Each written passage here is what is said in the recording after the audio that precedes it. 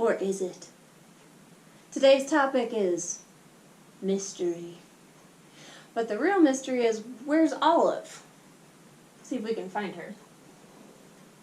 Huh. Here she is. It's Olive! Back for another installment of Miss K and Olive's Favorite Tales. Alright, you can go down there now. And she runs away. Today I'd like to talk about mystery, and the one that kind of goes hand in hand with mystery, which is thriller / suspense. Because there's lots of different types of mystery novels. There's mystery novels that are kind of like quiet, and they just sort of go along, and you're just interested in sort of a whodunit kind of a situation. But then there's also those mystery novels that have you on the edge of your seat and are kind of creepy and scary and woo, super fun. Also related to this are sort of scary stories and ghost stories and what I just like to call thrillers, which are not necessarily mysteries, but they usually have some kind of mysterious element to them or some kind of plot twist. Huh, a plot twist. So I've got a couple of those lined up for today.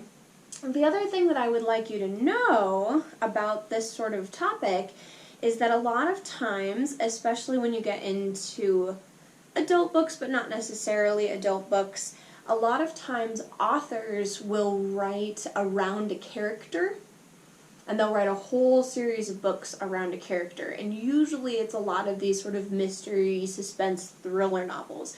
So Sherlock Holmes is a really great example of Arthur Conan Doyle got his detective and then wrote a whole series of stories around the detective. So we have the central character who's the same, but we have all these different stories that go along with it. I thought I would start off with Short, Sweet, and Silly with the classic Bunnicula. And if you're interested, I do recommend Dracula. Dracula is a really interesting novel, but it's kind of slow. It's written mostly in the form of letters and newspaper articles, and there's not a whole heck of a lot of action for about 300 pages, so I might start with Bunnicula instead. Bunnicula is a mystery about this little family, dog, cat, and now bunny rabbit. And the dog and the cat start to notice some very weird happenings. Like, for example, all of the vegetables are drained of juice and have no color. The rabbit is never awake during the day. What could be going on? This is cute. This is a fun read. It's funny. There's a couple in the series. It's really, really endearing, and I like everything I've ever read by the author, James Howe. He's a fantastic author, and I would really, really recommend anything he writes, but particularly Bunnicula. Bunnicula is just a really clever, fun little story, and it's not really that scary, and it's not really that mysterious. So if you're one of those people who doesn't really like scary things, this might be a good way for you to go. A rabbit tale of mystery. The next one I would like to recommend is not so much of a whodunit mystery, but more of a, here's a bunch of things that you don't really understand that kind of come together at the end. And that book is The Invention of Hugo Cabret. And again, I like everything that I have read by this author. This author is very interesting because his books are big. His books are like this big. But they're like 90% drawings. And they are comprised of these beautiful, gorgeous illustrations. The attention to detail is really nice, and they tell this really lovely story. So this one is about a young boy who is an orphan living inside the clock portion, almost, of a Paris train station. And he had lived there with his uncle, who was the caretaker of the clock, and then his uncle passed away. And so he's living up there by himself and trying not to be discovered, because if he were to be discovered, then he would be put in an orphanage, and he doesn't want that to happen because it's like the 1910s, 1920s kind of a thing. And he meets this grumpy old toy maker, and he meets this young girl, and he's trying to complete this project that he's got going on. So there's a lot of things you don't really know or understand at first, a lot of sort of paths that lead off into other directions that you're kind of wondering about. And it's, like I said, it's beautifully, beautifully illustrated and written. And it really doesn't take that long to read because it's mostly illustrations. So you get a really excellent story in a really short amount of time, which is very nice and fun for the summer. I would recommend borrowing this one from the library, though, because it's so much of illustrations and less of words and like proper novel. It might be something worth borrowing from the library instead. But this one isn't really, that one isn't really scary at all. And I definitely wouldn't put it in the like suspenseful category, but I would put it in the mysterious category. Okay, so remember how I was talking about authors who sometimes do like centered around a character? Sometimes authors don't necessarily do stories centered around a character, but they do a particular type of story. A really good example of that is the author Mary Downing Hahn. I have read so many of her books, it's not even real. I like her books because they are all kind of follow a similar formula.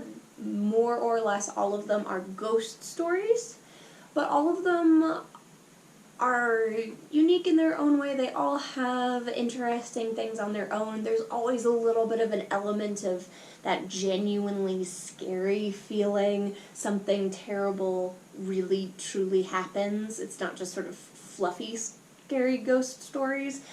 I've read these as an adult and been like, oh, that was really creepy or disturbing, or I was really caught unawares by that. Oh my goodness. So I enjoy these stories for that reason, also because she's written like 20 of them. So if you like one of them, you'll probably like most of them, and you'll have lots and lots and lots of stuff to read, which I always really appreciate too. Sometimes I like to work my way through a particular author. I like to be able to have said, I've read every book this author has written. I just like saying that. So I'm working my way through a couple of authors. And the other thing I really like about her books is she has that sort of very old-timey feel to her, where it feels very Victorian ghost who wanders out in her white lace dress and died tragically. I enjoy that. I'm not gonna lie, I really enjoy that. So I like the atmospheric feel of her books as well. I would love to be that romantic Victorian ghost wandering around in my white lace dress, just being like,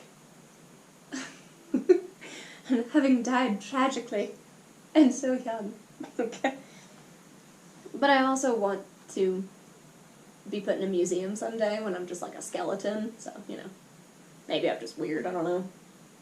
Okay, so this one, I like to recommend this one, but like this is one of those ones that really got to me. Scary Stories to Tell in the Dark. I don't know if you've read these ones or not, because the movie came out last year or the year before, and I know a lot of people were going and seeing and reading the stories because the movie had come out. These are way better than the movie. Way better. The movie started off okay, and then you were like, not so much. But the thing that you really want to make sure you have with these books is the original illustrations. That's what makes them so terrifying. The stories themselves are folktales that have been compiled by the author, Alvin Schwartz. He did not really write any of these specifically himself. Most of these are folktales that have been around for a really long time, like Bloody Mary or The Green Ribbon, stories like that. It's the illustrations that make the difference. And I can still, as an adult, I remember specific illustrations from when I was a kid that I can pinpoint and say, oh yeah, that one frightened me. I remember that illustration, and I was afraid of it. These books were so popular and so powerful when I was a kid that we wouldn't play at recess. Sometimes we would just sit around and read these together in like small groups. So the teachers would be like, aren't you going to go play tag? And we were like, no, we have these books. We need to read these books. So I think that they're really fabulous, and I really enjoy these books.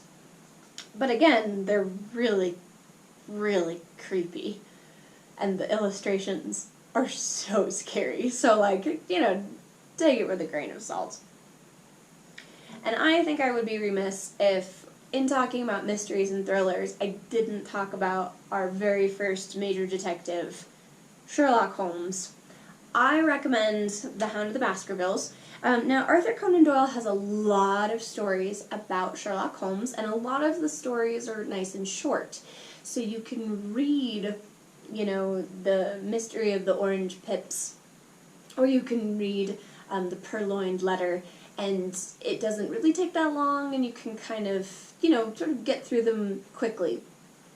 But I really like Hound of the Baskervilles because it's a little bit longer, it gives you a little bit more time to sink your teeth into it, but it's not too terribly long.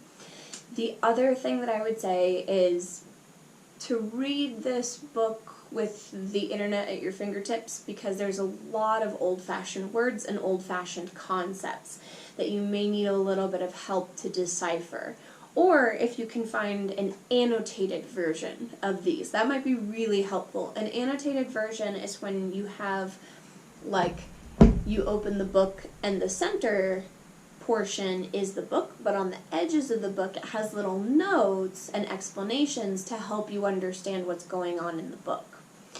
So I might, for Sherlock Holmes, I might get something like that, just because it was written in the 1800s, the late 1800s, 1880s, 1890s, and there's kind of a lot to Sherlock Holmes. And so if you want to have a nice, thorough, full understanding of Sherlock Holmes, it might not be the worst idea to just have a little extra help with that. But I think Sherlock Holmes is incredible. I'm kind of bad at figuring out what the mystery is, or like who the culprit is. And so I always really like Sherlock Holmes because I'm always stunned at the end. No way! This is who did it! And Sherlock Holmes always gives you a nice little rundown at the end of what actually happened and how it all fits together. And his companion, Dr. Watson, is not as bright as Sherlock Holmes, so he asks a lot of clarifying questions that as an audience member you're like, oh, thank you, I was wondering about that, thank you, I appreciate it. So I would really recommend all of those. All of the Sherlock Holmes anything are absolutely fabulous. But they're not necessarily like, nail biter, I'm so scared, I can't turn off the light at night because I'm scared of what's going to come out from under my bed. That's not what's going on here. So if you want a good mystery without sort of the terror and the scare, that's where you're going to want to go. And again, Scary Stories to Tell in the Dark is just, I'd like to not sleep at night. Sleeping at night is overrated. I like to sleep at noon. And if you want sort of creepy ghost story, Mary Downing Hahn. If you want light-hearted mystery, Invention of Hugo, Cabret. And if you want really light-hearted mystery, you can go with Bunnicula. Lots and lots and lots of options out there. So, I hope the mystery of what to read this summer is slowly being solved. If I were you, I would try one from each category, because how do you know if you like that category unless you give it a whirl? So trying one from each category can be kind of helpful in that way. Now, Olive's favorite mystery is Basil of Baker Street. If you have seen The Great Mouse Detective, come here, silly bean. The mystery is how long it will take me to get her in my hands. Oh, there we go. Ah! You're such a good girl. Yes, you are. For those of you who have seen The Great Mouse Detective by Disney, the Disney movie, It's Sherlock Holmes but with mice, and it is based on a book called Basil of Baker Street, but it's hard to find. So it's Olive's favorite, but it's a little hard to find. It's her favorite mystery. So once again, this has been Miss K and Olive's Favorite Tales.